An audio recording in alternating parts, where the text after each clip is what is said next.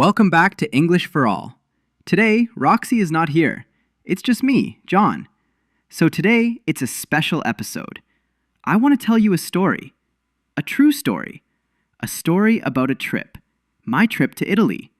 Are you ready? Let's start. Okay, so a few years ago, I decided to travel to Italy. I love Italy. I love the food, the sun, and the old cities. I planned my trip for 1 week. My plan was simple: 3 days in Rome and 4 days in a small town called Cinque Terre. Do you know Cinque Terre? It's on the coast. It has 5 small villages by the sea. Very, very beautiful. I was excited, really excited. I packed my bag, some clothes, my camera, my passport, and a small notebook. I always write in a notebook when I travel. I remember the morning of my flight. I woke up early at 5 o'clock. I was nervous, but happy. I took a taxi to the airport. And here is where my story starts to get interesting. At the airport, everything was fine at first. I checked my bag. I went through security. No problem. But then I looked at the departure screen. My flight said, delayed. I thought, okay, no problem, maybe 30 minutes. But then the screen changed again. Delayed, 3 hours. 3 hours! I was not happy. I sat down near the gate. I had coffee. I read my book. I watched people walk by. Time moved so slowly. Finally, after 3 long hours, we got on the plane. I was tired, but also relieved. Finally, I thought, now my adventure can really begin. When I arrived in Rome, it was already evening. The sky was orange and pink. The air was warm. I took a taxi to my hotel. The taxi driver was very friendly. He talked and talked in fast Italian. I understood maybe 20%, but I smiled and said, "Si, si," a lot. He laughed. My hotel was small, but very charming. It had old wooden doors and a tiny balcony. From my balcony, I could see the roofs of Rome. I remember standing there, looking at the city and thinking, I am really here.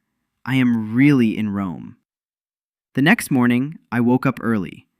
I wanted to see everything: the Colosseum, the Trevi Fountain, the small streets with cafes. I walked for hours.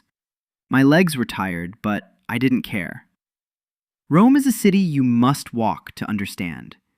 Every corner has something beautiful: an old church, a fountain, a street musician playing guitar.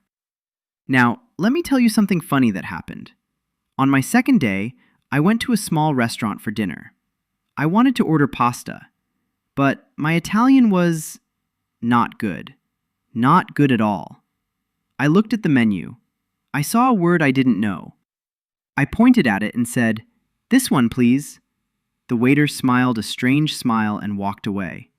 A few minutes later, he came back with a big plate of squid. Not pasta, squid. Black, chewy, with little tentacles. I looked at the plate. The plate looked at me. I didn't want to be rude, so I ate it. And you know what? It was actually delicious. I laughed at myself. I thought, this is what travel is about: surprises, mistakes, new experiences. After that, I learned 3 important Italian words very fast: pasta, pollo, and, of course, calamari.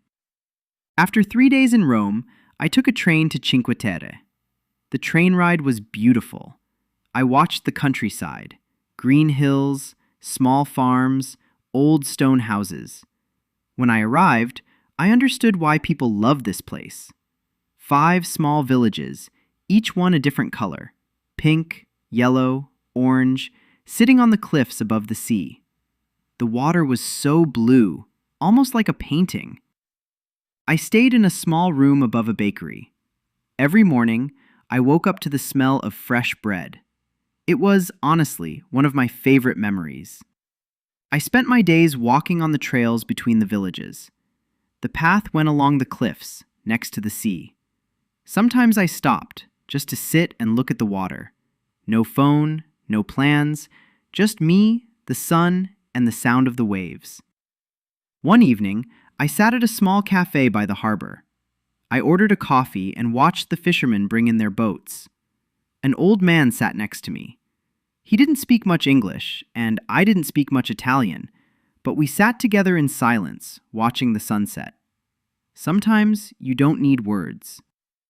On my last day, I felt sad. I didn't want to leave. But all good trips must end, right? At the airport, I sat and looked through the photos on my camera. Rome, the squid, the colorful villages, the old man at the harbor.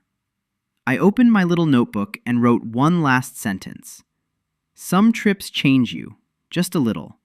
This was one of them. And that, my friends, is my story. My trip to Italy. The delay, the squid, the colors of Cinque Terre, and a quiet sunset with a stranger. I hope you enjoyed it. And remember, you don't need perfect English or perfect Italian to have an amazing adventure. Sometimes, the mistakes make the best memories. Roxy will be back with me next episode.